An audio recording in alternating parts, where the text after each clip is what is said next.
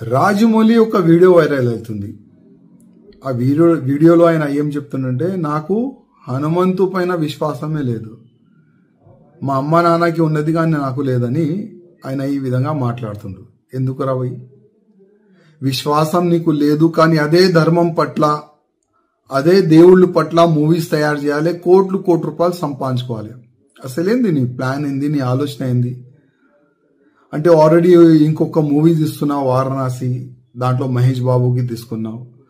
అంటే ఆ మూవీ ఎక్కువ ప్రచారం కావాలని నీ ఉద్దేశమా, లేక నిజమైన నువ్వు నాస్తికుడా? ఒకసారి డిక్లేర్ చేయి. అసలు నీ తప్పు కాదు, మా హిందువుల్లోనే ఒక తప్పు ఉన్నది. నీలాంటి ఫాల్టు డైరెక్టర్కి ప్రొడ్యూసర్కి అసలు ఐడెంటిఫై మా హిందువులు చేస్తలేరు. నీకు ధర్మం పట్ల అభిమానం లేదు, మా దేవుళ్ళ పైన అభిమానం నీకు లేదు. నీ మూవీస్ ఎందుకు చూడాలి మా హిందువులు?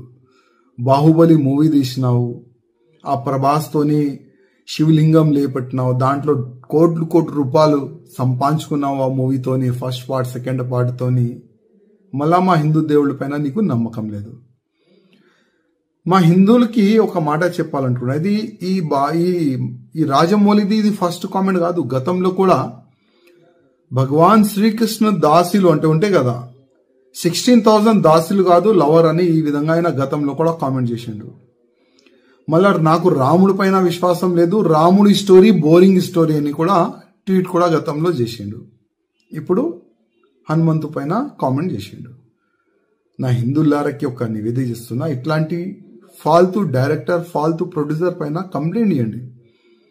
ఇట్లాంటి వ్యక్తులకి జైల్లో పడేస్తే అర్థమవుతుంది, హిందూ దేవుళ్ళ పైన కామెంట్ చేస్తే అసలు ఏమవుతుంది నా గతి అని ఈయనకి అర్థమవుతుంది. అదేవిధంగా ఈ ఫాల్తూ డైరెక్టర్ ప్రొడ్యూసర్ తీసిన మూవీ ఎవరు కూడా చూడకండి. మనం చూస్తాం కోట్లు రూపాయలు, 100 కోట్ల రూపాయలు, 1000 కోట్ల రూపాయలు ఈయనకి సంపాదిస్తాం. అందుకోసం ఈ నాస్తికుడు మన ధర్మం పైన ఏ నోరుకొస్తే అది కామెంట్ చేస్తుండ్రు.